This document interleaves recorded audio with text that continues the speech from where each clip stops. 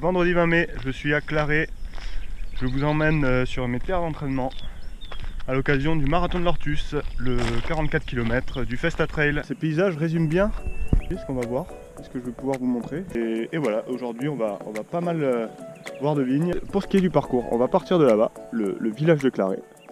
On va monter sur ce que vous voyez en face. On va faire un petit peu, on va monter progressivement jusqu'à cette crête là-bas. On va redescendre, traverser la plaine et monter là-haut avant de rebasculer derrière ce relief. Je suis super content aujourd'hui parce que c'est pour moi l'occasion de vous faire découvrir un peu mes terres d'entraînement. Surtout à partir de Valfenest, sur les 25 derniers kilomètres je dirais. Autant la première partie je la connais pas trop, mais la deuxième partie c'est vraiment des endroits que je connais par cœur, que je fréquente toutes les semaines pendant mes entraînements, notamment la fin autour du Pic Saint-Loup évidemment. Et même la montée de l'Ortus je la connais super bien. Et donc c'est toujours un plaisir de pouvoir venir courir ici, j'adore vraiment ces terres. Et je suis super content de pouvoir partager ça avec vous. Et d'ailleurs je tiens à remercier les organisateurs du Festa Trail parce que c'est un super événement qu'ils organisent chaque année. C'est la 8e édition il me semble, toujours un succès fou, c'est incroyable comme ça a progressé ces dernières années. Sur le marathon de l'Ortus aujourd'hui on est plus de 500, c'est dire si quand même c'est une course qui a un réel succès. Donc le marathon de l'Ortus, pour vous parler un peu du profil, c'est une succession dans les premiers 20 km de petites montées assez dures mais courtes, ça court vite généralement. Et puis la deuxième partie est plus cassante avec notamment l'ascension finale du Pic Saint-Loup, donc ça va aller un peu moins vite sur la deuxième partie, et la première partie ça risque de partir vite. J'avais pas du tout prévu de courir. En début de semaine, quand j'ai vu que finalement j'avais plutôt bien récupéré de la Roquefort Experience, c'est déroulé il y a 8 jours maintenant, samedi dernier, 64 km, je me suis dit pourquoi pas.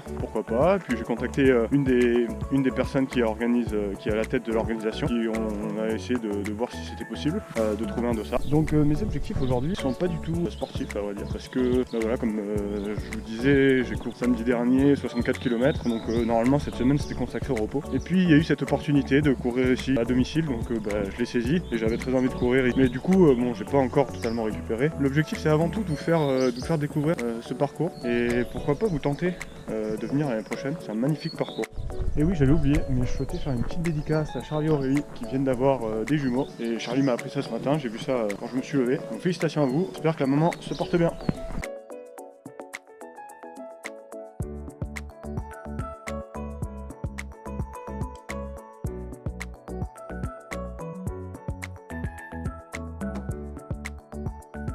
D'œuvre depuis hier 5h30 pour certains, et voilà, dites-leur bonjour, merci sur les ravitaux, ça leur fera plaisir, ils sont ravis de vous accueillir, mais montrez-leur aussi que vous les aimez. Bonne course à tous. Merci. 5, 4, 3, 2, 1, c'est parti. Bonne course à vous.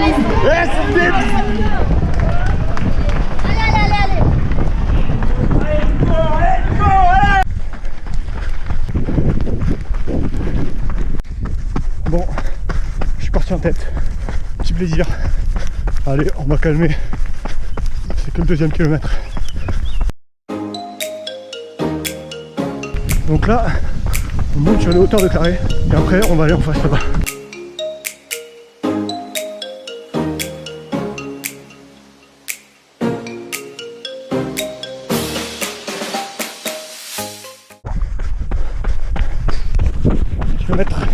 Presque 6, 5,8 en même pas 30 minutes. Ça part très vite. Deuxième difficulté, bravo. Deuxième position, c'est parti trop vite comme d'hab. Là on a marre l'habitude maintenant. Mais là je vais vraiment calmer parce que aujourd'hui j'ai pas beaucoup de jambes. On vient de tout là-bas, on est monté là-haut, on est redescendu derrière, et maintenant on monte là-haut. Hop. Voici le lac de Claré. Il a un autre nom mais je ne connais pas. On est dans la deuxième ascension du jour. Là ça monte très raide. Je sais pas que vous le voyez à la GoPro, ça monte droit dans le pentu. Là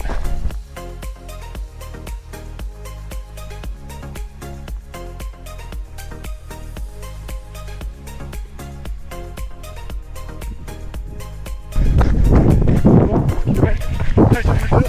J'ai un peu calmé. Je suis redescendu à la 4e position. Tout va bien. Je me dis que je vais faire une partie rapide jusqu'à Valfenest, le deuxième ravitaillement. Puis ensuite la deuxième partie, il faut que je bien. Là j'irai Première ravito de Loré. Nous sommes dans la 3ème difficulté. Après le ravito de Loré, 14,5 km à peu près. Donc 4ème. En fait j'ai pas mal de jambes dans les parties roulantes, descendantes plutôt même que roulantes. Puis les montées, c'est un peu dur aujourd'hui. Mais j'ai l'impression que j'ai de plus en plus de mal à monter quoi. Alors je fais que ça. Bon, comme je disais tout à l'heure, on va garder un rythme élevé jusqu'à Valtonès, le 2ème ravitaillement. Et la 2ème partie, on ira tout doux. Regardez-moi comme c'est beau. Pas beau notre pays? Franchement en 2019, tout le monde fait Festa Trail. Bon je reconnais, il y a beaucoup de cailloux. Mais c'est marrant les cailloux. Bon, kilomètre 17,8, on était là-haut. Je me suis un peu trompé. Mais je pense que c'est pas évident à trouver. Bon, c'était très technique donc on regardait ses pieds. Et forcément, on regardait pas trop les rubalises. Et c'est vite fait de se tromper. Bon, kilomètre 21, je viens de passer le ravito de Valfonest. Je m'étais dit à peu près ça, 1h55, 2h. La 2ème partie en 3h, ce qui faisait 5h. Mais au final, j'ai fait une 47. Donc comme je vous disais, je pars très vite. J'avais des bonnes sensations au début. Et là, je commence par fatigué, qui semble normal. 10 jours après la revoir expérience, 64 km. Vous voyez, tranquillement. Vous voyez, on va monter sur cette falaise là-bas. Ça s'appelle l'Ortus. C'est une montagne bien connue des Ferlandes d'escalade. Vous allez voir quand on est sur les crêtes, c'est magnifique. Vraiment magnifique. Et là-bas, ce qu'on voit, c'est le Pic Saint-Loup. On va passer, on va faire tout le tour de ça. Et on va rentrer à Saint-Mathieu. Donc là, on va commencer l'ascension de l'Ortus. C'est cette montagne là. En fait, on va monter là, au col là, que vous voyez. Et on va suivre la ligne de crête. Un chemin super technique, super sympa. Faut pas courir très vite. Vraiment super sympa.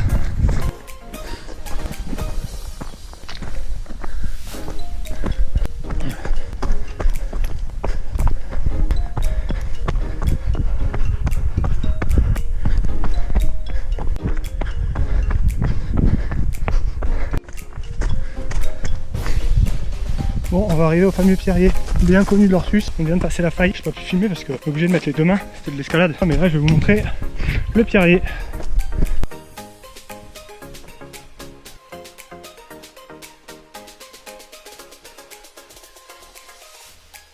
Ce que vous voyez là, c'est le château de Montferrand. Saint-Mathieu-Trévé se situe juste derrière. On vient de se perdre, mais un truc de fou quoi. Ça fait très mal au mental. À 30 km du parcours, c'est très mal. En fait j'ai vu 3 personnes partir devant moi. Bêtement je les ai suivis alors que je connais le parcours.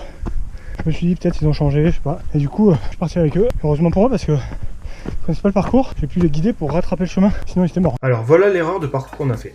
On arrivait de l'Ortus et juste après avoir croisé la route là, on devait prendre un petit chemin à gauche qui descendait. Et à partir de ce point, à partir de la rivière là, qui remontait pour rejoindre le chemin qui fait la face nord du pic. Et regardez ce que nous on a fait. Au lieu de prendre ce petit chemin après avoir croisé la route, on a fait toute cette boucle, sachant qu'ici on s'est arrêté quelques minutes parce qu'on ne trouvait plus du tout de chemin. Et donc on a fait cette boucle et on a finalement rattrapé le chemin officiel qui était ici. Là je sais même pas si je suis dans la tapis. Ah, je sais pas du tout. Mais de toute façon j'ai lâché mentalement du coup. Et là le Pic Saint-Loup, la fameuse montagne des Montpelliérains, c'est le coin des trailers Montpelliérains. Là c'est la face nord, on va la monter nous face sud. On va faire le tour par là-bas.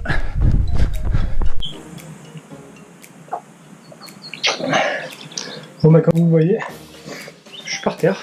Je viens d'avoir 2 crampes. Horrible. Je vais voir si je vais pouvoir finir. Bon, je vais voir, je vais repartir. C'est un peu con parce que je suis pas si fatigué que ça en fait. Et je peux juste pas courir. Parce que si je cours, crampe qui repart. Wow, je n'avais jamais fait ça. Première fois de ma vie. Bon, après de se tromper, les crampes. Voilà, c'est une bonne journée. Mais c'est comme ça. Il faut boire beaucoup. Aujourd'hui il fait chaud. Sinon, je transpire beaucoup. Faire beaucoup de sels minéraux et tout ce genre de choses. Et forcément, ça déclenche les crampes. Ça surprend quand même. 2 attaques électriques là derrière les disques jambiers là. Ouf. Et là on monte là-haut. Enfin, on monte un peu plus par là, mais là je monte au-dessus de Casse-Vieille. C'est ça aussi le Festa Trail. Un trail dans le sud de la France, fin mai, des premières chaleurs, des vraies premières chaleurs. Forcément le corps est plus trop habitué après l'hiver. Et forcément il faut reprendre les habitudes de beaucoup boire, etc. Très soif, donc je bois beaucoup. Mais j'ai pas du tout faim. J'ai même mal au ventre, il faut pas trop manger. Vous noterez quand même la lucidité de sortir la caméra au moment où je suis à terre. Je commence à devenir un vrai caméraman. Je viens de passer le ravito de Casse-Vieille, c'est le dernier ravito. Là je suis dans la dernière montée du pic. Je dois pas vous cacher que j'ai hésité à abandonner. J'étais au Casse-Vieille, appelé quelqu'un qui vient me chercher. Je me suis dit que quand même je suis à domicile. C'était un manque de respect de m'arrêter là. Donc voilà, dans la mesure où c'est que des rampes, voilà, je marche, hein. Je peux marcher, donc je marche et je finis en marchant. Je vais pas assez récupérer. J'aurais dû me contenter de 20 bornes aujourd'hui. C'était bien assez. J'étais un peu con parce que forcément le marathon ça me tentait, je connaissais pas la première partie. Mais à pas connaître la première partie, j'aurais pu le faire en relais. Et là ça aurait été beaucoup plus intelligent. D'habitude, je passe en courant. L'avantage, c'est que je travaille le mental là. Pas un si gros mental que ça. Hein. L'avantage de pouvoir courir, profiter du paysage.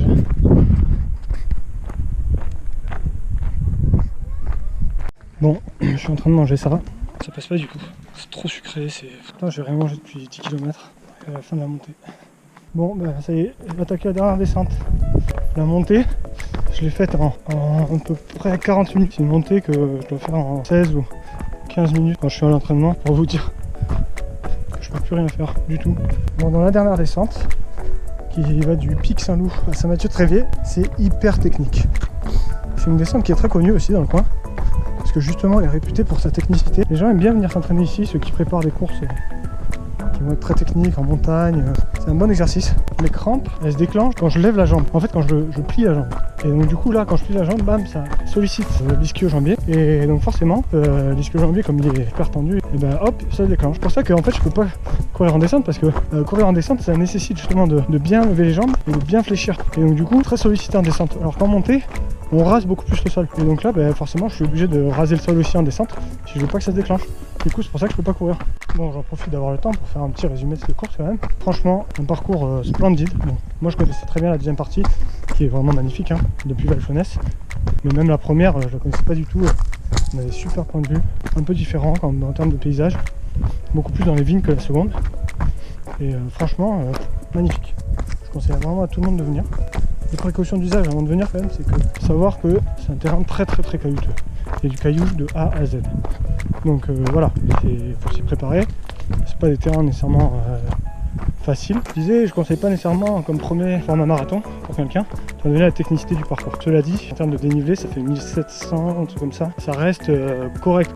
C'est un bon entraînement parce qu'en fait, là je suis plus ou moins sur des allures d'ultra, comme je vais faire pendant l'ultra tour du Beaufortin. Bon bah voilà, on est à Saint-Mathieu, on a retrouvé le goudron, on arrive dans un gros kilomètre. Là je retrotine, là, sur le goudron, je rase vraiment le goudron. Là, je vais essayer de vous montrer. Et de cette façon, j'ai pas trop les crampes qui se déclenchent. Ça m'a fait une bonne sortie longue sur la fatigue de la semaine dernière. C'est parfait ça pour préparer l'ultra.